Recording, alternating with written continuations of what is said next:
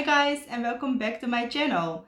So today I wanted to make a video about some Russian sayings because I found on the internet a very nice article in the website The Culture Trip. I just looked up for Russian sayings because I wanted to make a video about it, and I found this article. I will link it down below in the description box because it's a very fun article to read, I think. And it goes about 21 common Russian sayings, because in Russia we have a lot of different sayings for almost for every occasion. We have something, some idiom or some thing that we say in that occasion, and some things we use all the time in multiple occasions. So this article name is 21 Russian sayings that confuse Americans. So I already read the article a little bit, but I didn't read everything. So I will just go through the article with you guys, and I will see if I know more than American. I hope I do. But for the people who don't follow me on this channel, don't know me and don't follow me on this channel, I am a Russian native. I am from Russia, but right now I live in the Netherlands. And I moved on a quite early age when I was 9 years old. So I don't know everything about Russia and the Russian language. I know a lot, but there are still maybe some sayings that I don't know. So what I will do is just go with you guys through the article and explain every saying and just see what the article has to say about the saying. And I will also mention if I know the saying or if I use it. 21 Russian sayings that confuse Americans. I think they will confuse other nations as well who don't know Russian language or who are learning Russian language and find the sayings quite funny or difficult to understand. So yeah, let's begin. This article is written by Anna Kramer in 2017. So it's not a new article, but I think it's still very interesting. The first saying is, the saying are first written in English and then in Russian. So I will start with the English saying, so maybe it's easier for you guys. The first saying is 7 Fridays in a week. And in Russian is the saying is 7 пятниц на неделе. 7 пятниц на неделе. 7 is 7, пятниц is пятница is Friday, на неделе is like per week. So 7 Fridays in a week or 7 Fridays like per week. What the saying means is that someone is very lazy and does nothing for days on and days on. So like every week he has 7 Fridays. You can say to someone who doesn't do anything the whole week, you can oh yeah, у тебя 7 пятниц в неделю, что ли? Something like that. Personally, I didn't use the saying ever in my life. I think I didn't even heard it really someone say it, but I kind of know it, so it is familiar for me. She describes this as, you don't work much, do you? It's short, sweet, and passive aggressive. So that's how she described this saying, and I think that's quite right. So it's not really very aggressive, but you do mean that that person doesn't do anything right now. Another saying, I never knew the saying, but I think it's also some cultural saying that maybe some Russian use. It's an uninvited guest is worse than a Tatar. Неизвестный гость хуже татарина. Tatars are an ethnic group, of course, in Russia, from Tatarstan. The saying means that it's worse when someone comes over who you didn't invite. So I don't know in what kind of Russian, because Russia is very big, I don't know where they use this saying. I never really heard it. I never used it, of course, myself.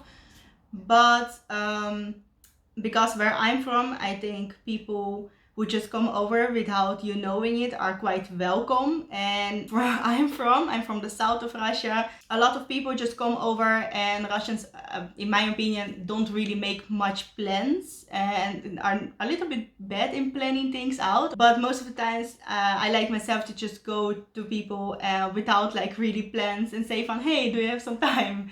Maybe it's a little bit annoying. So yeah, I don't really know the saying, but the saying means that someone has come uninvited, and that's a big problem. Then the third one, God loves Trinity. Бог любит Троицу. Now this is something I know, and I think a lot of people use it. I know my family uses, because the Russians are quite some we have a lot of traditions that are going together with the church, and we use our religions and traditions a lot in our daily life. So when something good happens, you can say Bog любит Троицу, because it means like good things happen in 3 times. So that's one of the meanings, but you can also describe it if something doesn't work out, you're like learning for a test and you fail the test, you can also say like Bog любит Троицу with other meaning like try it again, maybe the 3rd time you will succeed.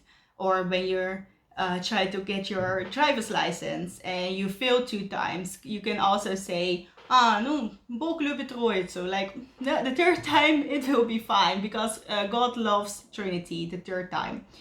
So that's how you can use the saying, and I think it's used quite often. Love is cruel, you can fall for a goat. Любовь зла, полюбишь козла. Yes, this one I heard quite a lot as well, and it means that like the English saying love is blind. I think a lot of languages have this saying, and it means that when you're in love, you can fall for everyone, and when you're in love, you don't see the flaws or the bad things about that person. So in Russian saying love is like cruel, you can even fall for a goat. And kозел, like the male goat in Russian, kозел, is also a swear word or a bad word for like a male or a man, and it means, I don't know how to really translate it, but when someone is not nice to you and you're mad, you can say ты козел. So that's why we have the saying. Next saying is don't have 100 troubles, have 100 friends. So не имей 100 рублей, а имей 100 друзей. It even rhymes, and that means that that money isn't important, but that friends are important. Even maybe that family is more important than money. Yeah, I think this saying is also used a lot. I didn't hear it myself that much, or I don't use it myself that much, like in daily speech, but I did heard it sometimes. 100 troubles is not much money, but it's still 100 friends is so much better, and it doesn't matter how much money you have if you don't have friends and family. Why would you have all that money? Because you only spend it on yourself and you don't have like luck and happiness. The ocean comes up to a drunk man's knees, but a puddle comes up to his ears. In Russian it will be пьяному море по колени, а уши по уши. I think it's because a lot of drunk people in Russia are sometimes lying on the ground or falling, and we have a lot of puddles, because I don't know why, but where I'm from, there are always, when it's rain, there are a lot of puddles, so when you fall right into it.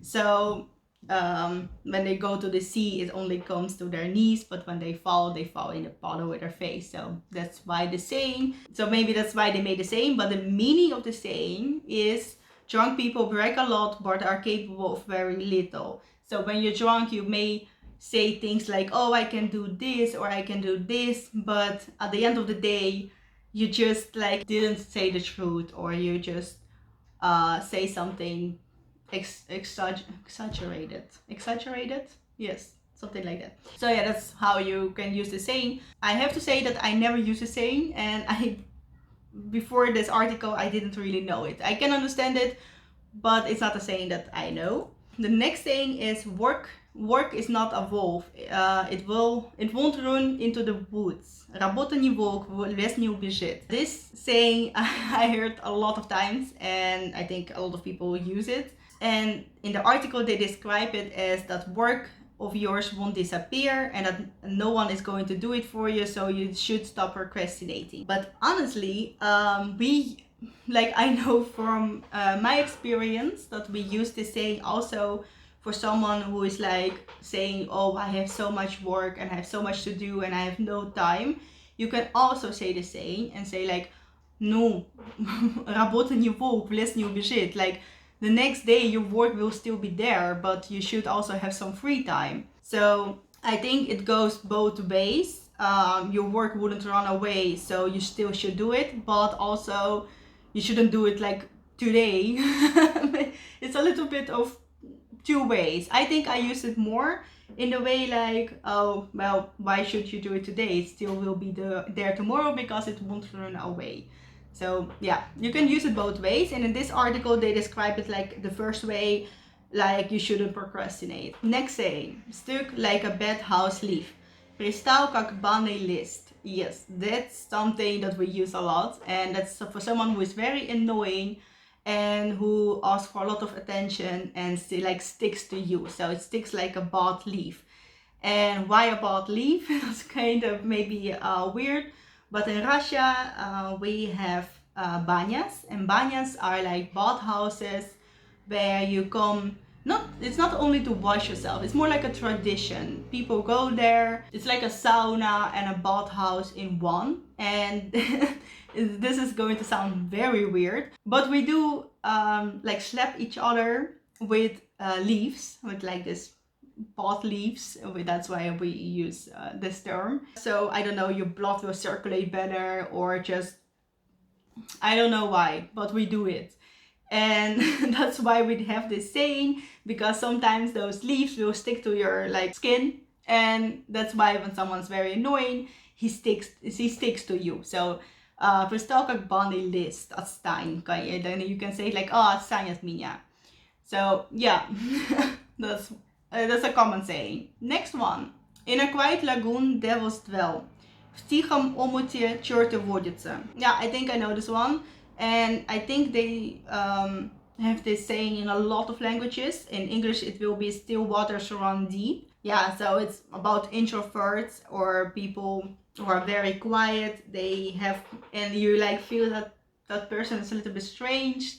Maybe you're right, something in that way. So yeah, you can use that when someone is very quiet and not saying anything in like a group of people. You can say, nou wel, в тихом омуте черти водятся. But I never really heard someone say that to the person directly. I think that's quite rude. You would say it like when the person isn't there, like about that person. But yeah, I never really used it, but I did hear someone say that about me once. So I was like, why? Because I'm quite an introvert, and sometimes people don't always mean this in a bad way. Of course, the devil is maybe a bad way, but it's not always in a bad way. It can be also, well, maybe even if you're quiet, you have a lot to say. Maybe you still have a lot of thoughts of your own opinion, just so why don't you say it? Okay, next one. Don't make an elephant out of a fly. I think also this saying here says don't make a mountain out of a molehill. I don't know that one, but I know that in Dutch they have this, the same saying, and in Russian it's like не делай из мухи слона. So you have the mucha is fly and slon is elephant. So don't make from a fly an elephant. Don't make this small problem a big problem. Saying is used a lot. You can even say sometimes daily you can hear this kind of sayings, and that actually means when someone is mad about something very small, like you drop something, or you are 5 minutes late, or you didn't I don't know, it's something small, you forgot to buy something, and someone's like getting very mad. You can say, this is just a small problem. I think this one is very interesting to learn for you guys if you're learning Russian, because it's something that is used a lot. Next saying, it will heal before your wedding. The свадьбе заживет. I think this one is also used. It means when a child, you say it mostly to children, when they fall and have a bruise or like, I don't know, a wound, and they're like crying, you can say, it's not that bad. Заживет до свадьбы. Like, it will be healed before you're married. It's weird to say maybe, but yeah, in our culture it's quite normal to say, and it actually means it will be all good, it will be fine. So a very common as well. Next one is kill the worm. Zamarich червячка. It means that you're hungry and you take in a small snack to just kill the worms in your belly who are like triggering because they don't have any food. It's a weird saying. It's more like a joke and a saying in one, and it means like, oh, I'm so hungry, so I'm going to eat something small to just kill all those worms, that they stop irritating me and say that I'm hungry. Next one, that's where the dog is buried.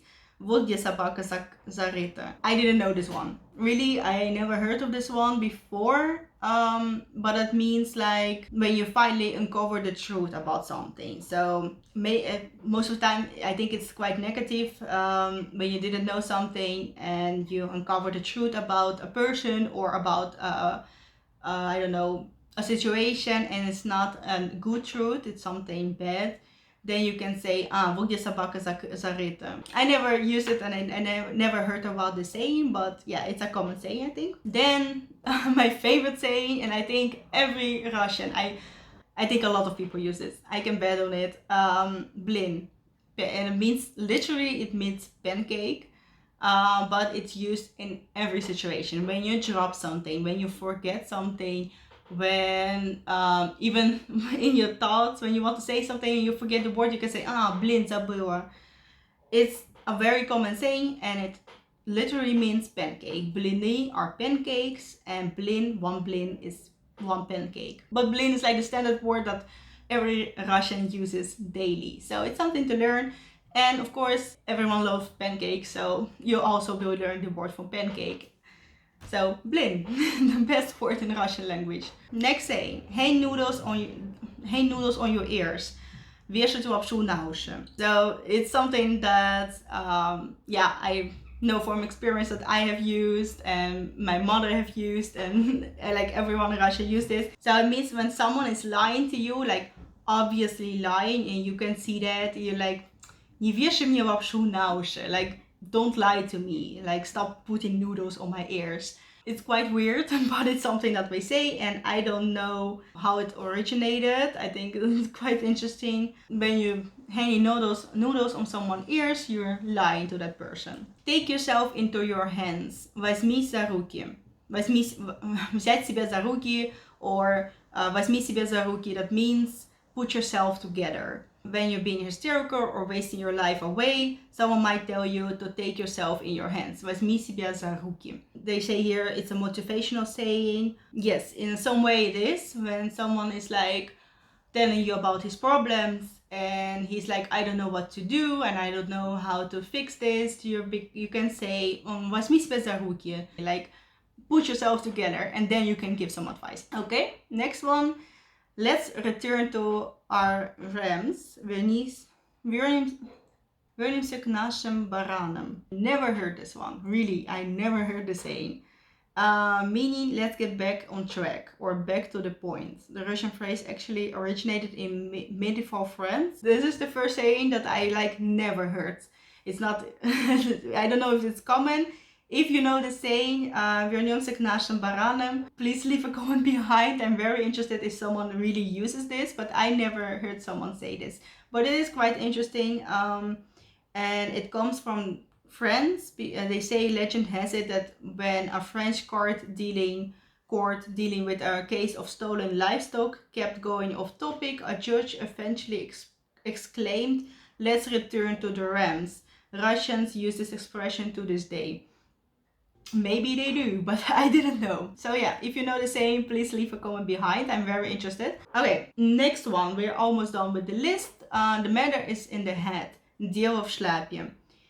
Again, I did hear this expression, but I don't really use it myself. You can also translate it as it's in the bag.